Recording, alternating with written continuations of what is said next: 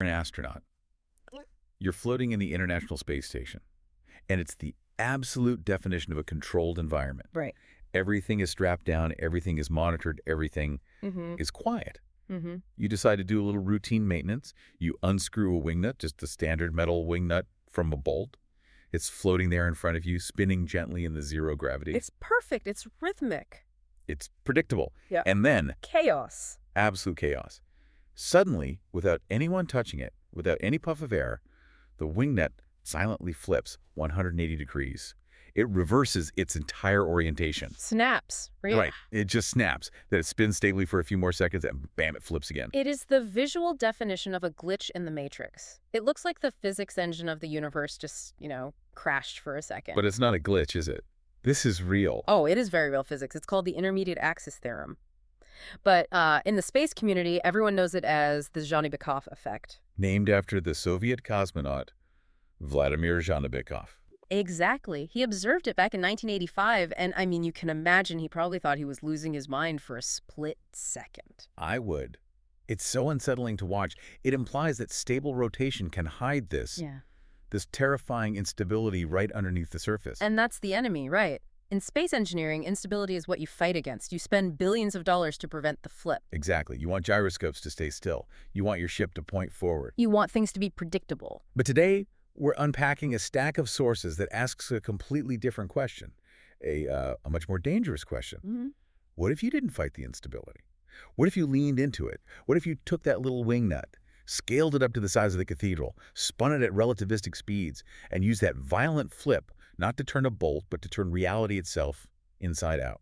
We are talking about engineering a reality shift. Welcome to the deep dive. We have a stack of sources today that is, well, it's a genre-bending collision, to say the least. It really is. On one side of the desk, we have this incredibly dense, hard theoretical engineering document. It's just full of blueprints, spin engineering tables, complex physics. Stuff that makes your head spin. Literally. And then stapled right to it is a high-concept film pitch. Addressed to Christopher Nolan, no less. Of course. If you're going to pitch a movie about a grief-stricken engineer hacking the quantum nature of the universe to resurrect his dead family, you pitch it to Nolan. He's the target demographic, absolutely. But here's the hook for our discussion. The sources treat the movie pitch and the engineering specs with the exact same level of seriousness. The protagonist, this engineer named Alexei, isn't just a character. No, he's presented as the architect of a machine. A very specific machine called the resonance engine. So our mission today is to treat this engine as if it were real.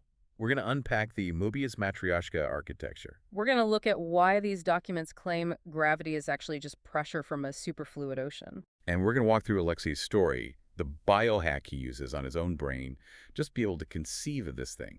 It's a journey from the cold, hard calculus of superconductivity straight into the heat of human grief. It's going to be a wild one. So let's start with the machine, the resonance engine. The visual here is, it's wild. The source calls the core concept the Mobius Matryoshka system. Now, Matryoshka, those are the Russian nesting dolls, right? Right. Spheres within spheres within spheres. But these are not painted wood, not at all. No.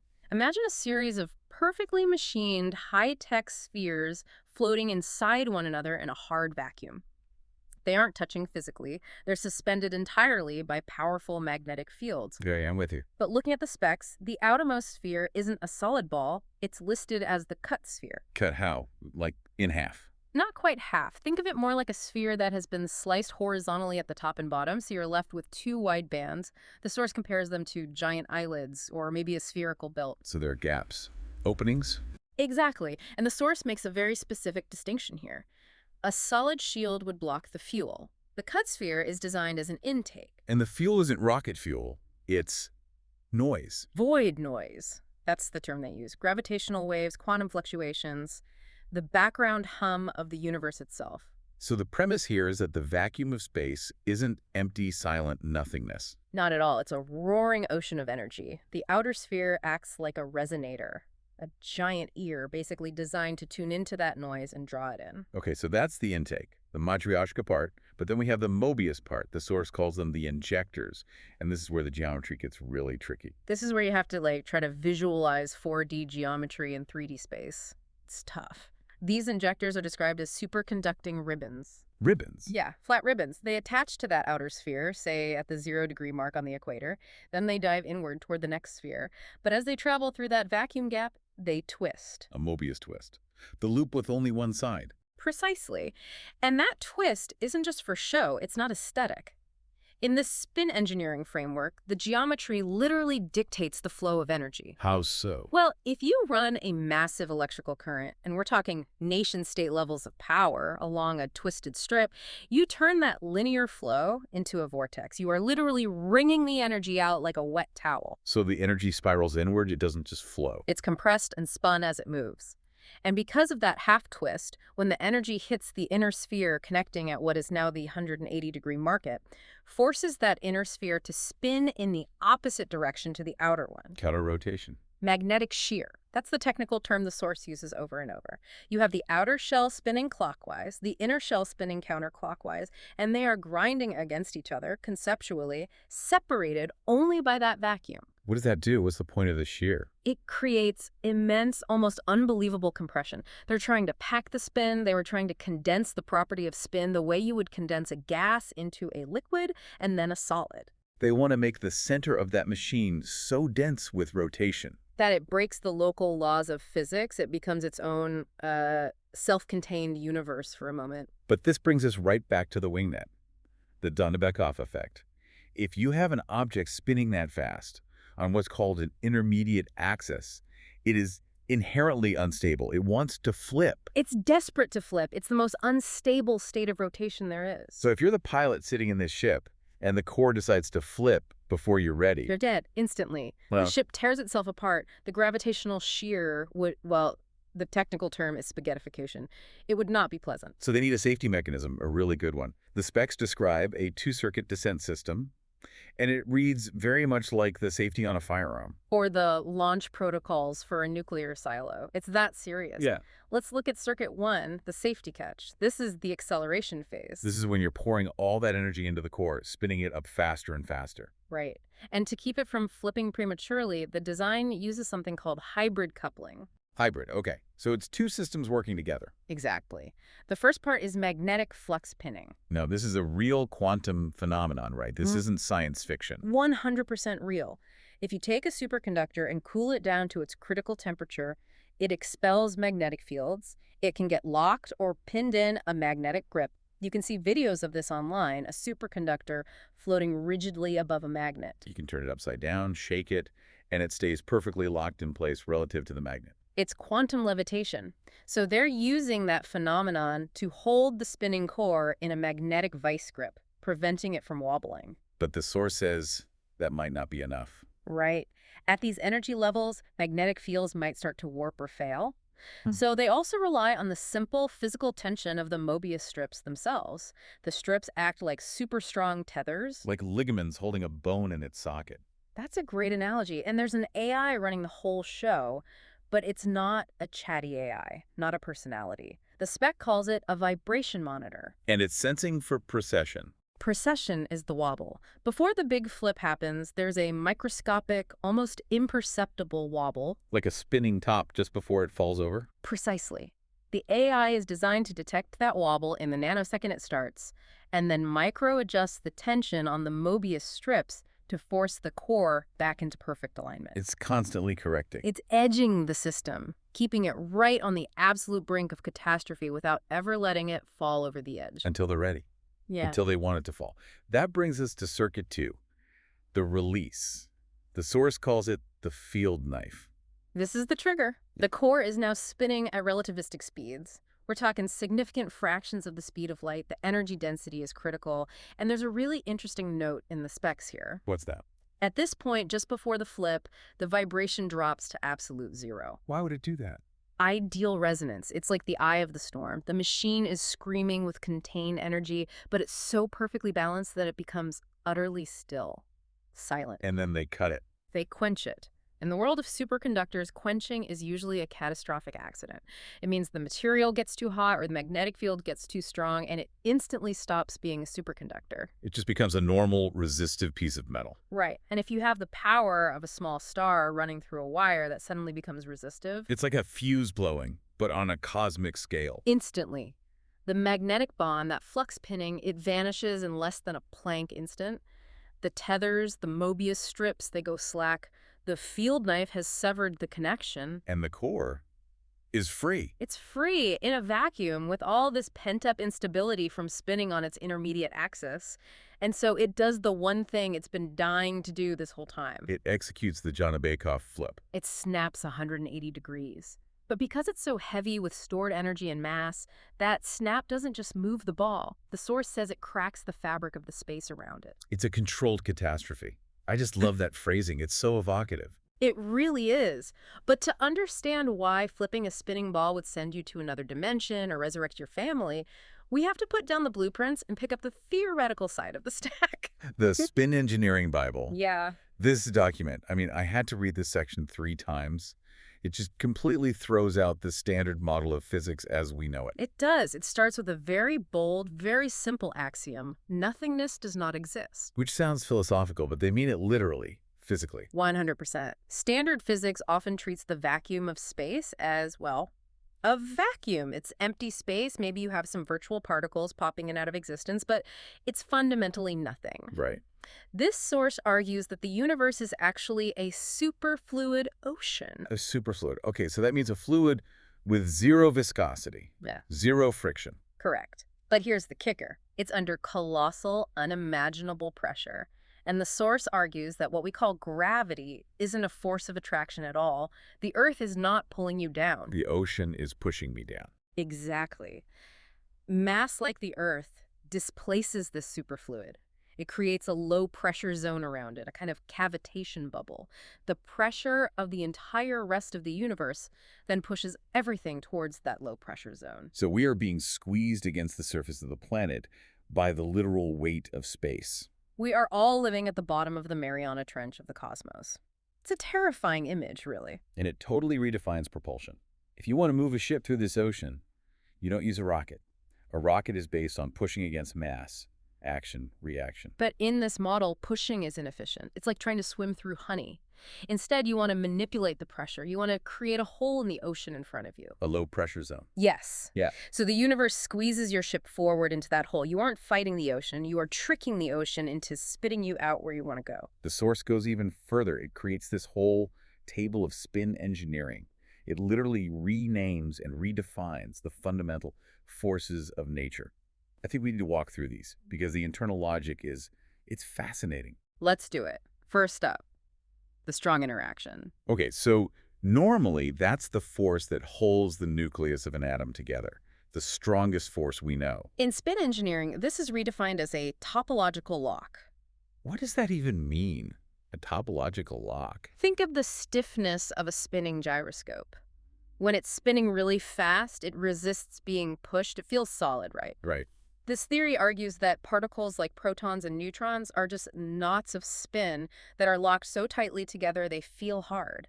Matter isn't a substance. Matter is just trapped motion, a pattern of spin. Wow. Okay, so what about magnetism? Magnetism is vector synchronization. The antenna. It's the antenna. It's the force that allows you to align the spins of different particles from a distance. So if the strong interaction is the lock, magnetism is the key that can reach out and turn other locks without physically touching them. That makes sense. Okay, electricity. Phase flow.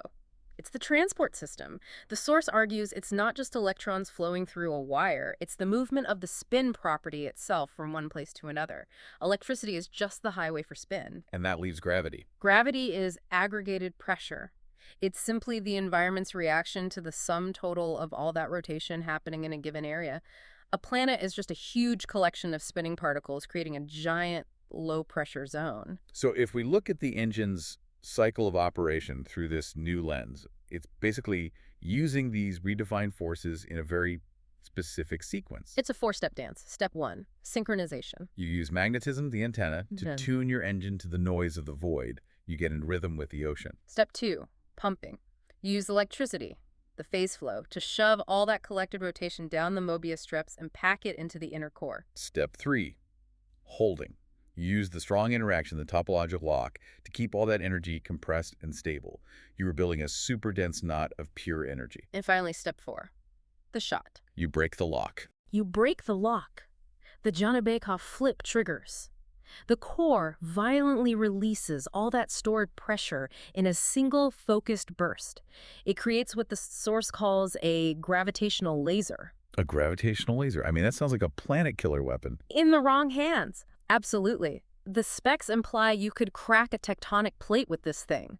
But in the narrative pitch we have, it's not a weapon. No, it's an arc. Which brings us to the heart of it all. Part 3.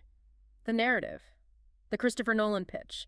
Because you can't have an engine like this without a very specific kind of engineer. Enter Alexei. Our protagonist. And the source gives us a very specific, very tragic backstory for him. He's a descendant of survivors from the Semipalatinsk nuclear test site. Yeah, and for those who might not know, Semipalatinsk, or the Polygon, was the primary testing venue for the Soviet Union's nuclear weapons program. They did something like over 400 nuclear tests there. And the local population for decades just lived with the fallout. The radiation was in the water and the soil and their bodies. So Alexei grows up in this environment, watching his family, his ancestors, fall sick from these invisible forces. He sees physics as a killer. The pitch says this shapes his entire worldview. He has this line, "Time kills." He views entropy, the natural tendency of things to decay and fall apart, as a personal enemy. He wants to rewrite the code of the universe Okay. because the current code is just. It's cruel. And then the inciting incident hits. It's not radiation this time, it's a car accident. A freak accident. The pitch calls it a gravitational shear. His car slides off a cliff into an abyss. He survives. His wife, Anna, and his son, Lev, do not. And he's standing there on the edge of that cliff, looking down into nothing. And he just refuses to accept it. He hears what the text calls the hum of the universe, that superfluid ocean, and he decides he's going to hack it. He's going to get them back. This is where the story pivots from a personal drama into a full-blown techno-thriller. Because he realizes he can't just build this machine with a slide rule and a cup of coffee. Right. He comes to believe that the human brain itself is the limiting factor. Our brains didn't evolve for this. Evolution designed us to survive on the savannah, to spot lines in the grass, not to visualize fourth-dimensional topology. We're scared of death. We're scared of the dark. Our brains actively filter out that void noise so we can focus on finding berries and not going insane. So to even conceive of the resonance engine, let alone build it, Alexei has to hack his own biology. He has to break that filter. And this is where we get protocol IEZOC. A TSOC. It's Kazakh. And it means? Roughly, it translates to nameless, or the one without a name. It usually refers to an ancestor you've forgotten, but here it refers to the state of consciousness Alexei needs to reach. He needs to become nameless. He needs to erase his ego to see the universe clearly. And he does this through a very specific and very dangerous chemical algorithm. He uses a sequence of drugs. But not for recreation. For engineering, every chemical has a purpose. Exactly. Let's break down the protocol. Step 1 is called desalination. He uses MDMA. Desalination, like removing salt. The pitch frames this both metaphorically and chemically. Removing the salt, grief creates tears. Tears are salt water. Salt is a blockage, an impurity. He uses the MDMA to chemically wash away the paralyzing pain of his loss. He needs to stop crying so he can start calculating. He needs to see the structure of his grief as a physics problem, not just feel the emotional weight of it. Okay. Step 2, neurogenesis. He uses psilocybin, magic mushrooms. But again, the application is very specific. He uses it to visualize geometry. Under the influence, he starts to see the Mobius connections in reality that a sober mind just ignores. He sees that the barrier between life and death might not be a wall, but just a twist in the fabric of space. He's seeing the blueprints. Seeing the code. Step 3, ego death. For this, he uses LSD. This is the nameless phase, a tidy zoc. Exactly. He has to forget that he is Alexei. He has to forget he's a father, a husband. The self, with all its fears and limitations, is just resistance in the circuit. He has to remove the resistance to let the universal current flow through him. And finally, and this is the most intense part of the protocol, overclocking. He uses alpha PVP. A very harsh, very dangerous synthetic stimulant. This is the pure construction phase. He uses it to speed up his mind, to overclock his cognitive processing power. The text says he literally burns his body to ash to fuel his mind. He's sacrificing his own biology to complete the physics. He's working faster, thinking faster than any human should be able to. It's a classic mad scientist trope for sure, but the source grounds it in this desperate, heartbreaking need. He's not doing it for power. He's destroying himself to save them. But of course, an operation like this, it requires resources. He can't build a starship in his garage. He needs billions of dollars. So he goes to the syndicate. Global Energy Corps. The source just calls them the men of vice. A bit on the nose, but it gets the point across. Absolutely. He walks into their boardroom with a small working prototype, a little levitating sphere humming with energy, and he tells them, "You are all digging for oil in the dirt. I am giving you the sun." He sells the resonance engine as the ultimate renewable energy source. Infinite clean power. It's a Trojan horse. The ultimate Trojan horse. They think they're buying complete economic dominance over the entire planet. Alexei knows he's building an escape pod to leave this universe entirely. He's using their greed to fund his resurrection machine. There's a detail in the antagonist section that I found really disturbing. At some point, the syndicate gets suspicious of him. They try to replicate his work. They find his diary, his notes with the drug protocol. Right. And their top corporate scientists, these men driven by salary and career advancement, they tried to take the same cocktail of drugs to understand the math behind the engine. But they lack what the source calls the spiritual aim. They don't have the love for Anna and Lev driving them. They just have greed. And what happens when they try it? The source says that when they open the doors of perception, they don't see beautiful geometry. They see demons in the equations. They go completely, irrevocably insane. That is a stark warning. It implies that consciousness itself is a fundamental component of the engineering. You can't separate the observer from the experiment. Your intent matters. If you enter the void with fear and greed, the void reflects that back at you. It eats you alive. If you enter with love, this pure, selfless longing, it might just let you pass through. So Alexei builds the ship. It's massive. It's ready in a secret hangar. But now we run into a really practical problem. Navigation. Right. I mean, if this engine actually works, if it flips reality and warps the space around you, how in the world do you know where you are? Your GPS relies on satellites orbiting Earth. If you leave the Earth behind, if up and down and left and right cease to exist, how do you steer the ship? This brings us to the relic gyroscope. And this is one of the most ingenious concepts in the whole stack. It's a cosmological compass. It's beautiful in its simplicity. Picture a perfect sphere floating in the absolute dead center of the ship. It is physically isolated in its own vacuum chamber. It never rotates. It is completely decoupled from the ship's movement. And what's mapped onto the surface of this sphere? The cosmic microwave background? The CMB? The baby picture of the universe. Yeah. The afterglow of the Big Bang. The oldest light in existence. It's the most static, most fundamental reference point in our entire reality. So no matter how much the ship tumbles or flips or dives through the superfluid ocean, this one sphere inside stays perfectly locked onto the oldest image of the universe. Precisely. It is the true north of reality. And the outer shell of this gyroscope mechanism acts as an active damper.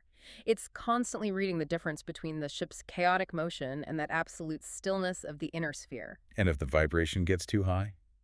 If the chaos threatens the integrity of the ship? If the ship is about to tear itself apart, the gyroscope sends a kill signal. It force quenches the engine. It's the ultimate dead man switch. It's the only thing keeping them sane. It reminds me so much of the totem in Inception. You know, the spinning top. You need an external, reliable object to tell you what is real. It feels like a deliberate parallel. But here, the totem isn't about waking up from a dream. It's about not getting lost in the waking nightmare of the absolute void. So we've got the engine, we have our pilot, and we have the navigation system. Now we need to talk about power. Scaling it up. The outline mentions a fractal cascade. We talked about the nesting dolls, but how does the energy actually amplify? This relies on a fundamental principle, the conservation of angular momentum.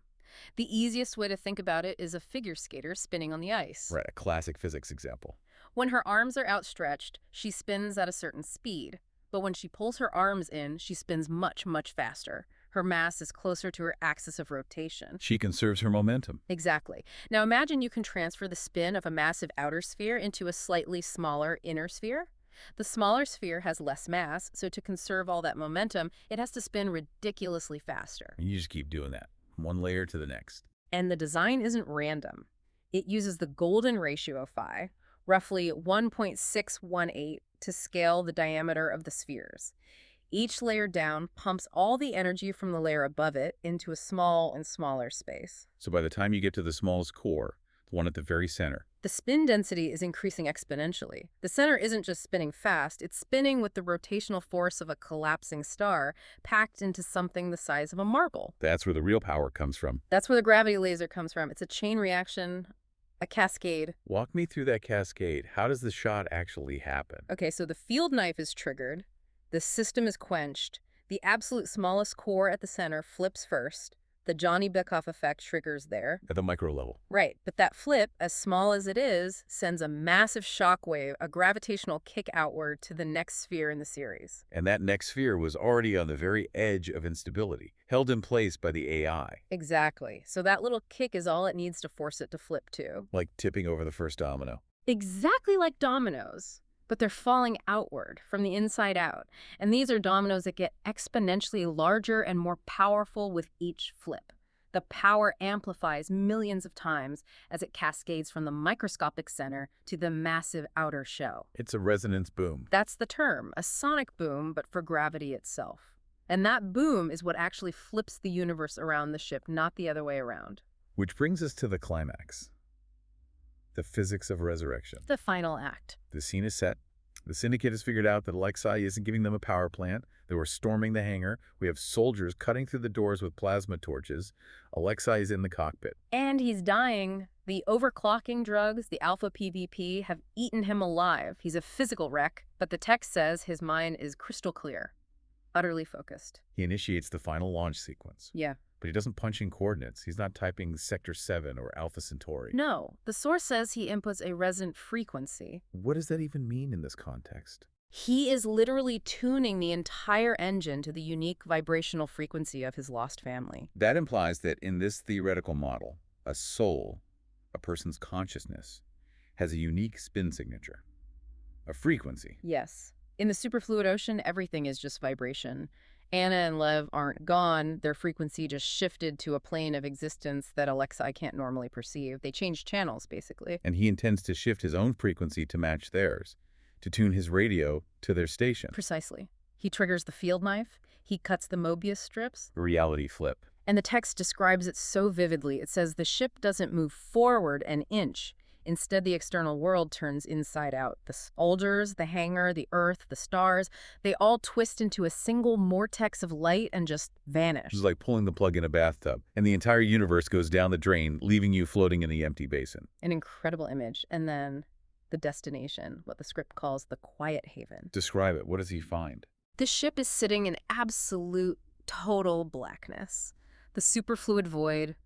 There are no stars, no galaxies, no noise. Just the ship, glowing softly from the residual energy it released. It's perfectly silent. And inside the ship. Inside, Alexei unbuckles himself. He walks to the main cabin, and he finds them. Anna and Lev are there, waiting for him. Are they? Are they real? Or is this just the final hallucination of a dying, drug-addled brain? The source material is very, very specific on this point. It says they are composed of light and memory, but are simultaneously more real than matter. More real than matter. That is a heavy, heavy line. The conclusion of the film pitch frames this as a proof of a new physical constant. The energy of the engine wasn't stolen or created, it was returned to love. Wait, love as a physical constant? Like the speed of light or Planck's constant? Yes. The argument is that love acts as a fundamental binding force in the superfluid ocean. It's the ultimate attractor. It's stronger than gravity, stronger than entropy. It's the force that pulls things back together. So the engine didn't just break the laws of physics. It proved that physics has a heart. And the final image of the film is a new star igniting in the void. The energy of their reunion, of that love, creates a new, stable point of light in the infinite darkness. Wow. Okay, let's take a breath for a second. That is a lot to process. It really is. It's such a dense mix of hard theoretical engineering and this incredibly profound spiritual longing. But that's what makes it such a compelling deep dive, right? It takes this weird, quirky physical phenomenon, a spinning wingnut in a space station, and asks, what if this isn't an anomaly? What if this is the key to everything? And it links that cosmic idea to something we all feel, instability. Exactly. And I think I want to end on that provocation for our listeners. We started with a wingnut flipping in space. We ended with a star made of love. But think about the core mechanism here. The Dzhanibekov effect happens when an object rotates on its intermediate axis. It's an unstable state. It can't stay there. It's fundamentally unbalanced. It has to flip to find a new, more stable equilibrium. The source poses a question, almost in passing, that really stuck with me. Is grief just a form of energy blockage, a spin blockage? It suggests that when we're in a deep personal crisis, when our lives feel unstable, wobbly, completely out of control, we are, in a sense, experiencing a Dzhanibekov effect of the soul. And maybe, just maybe, that instability isn't a bad thing to be avoided at all costs. We spend so much energy trying to stop the flip.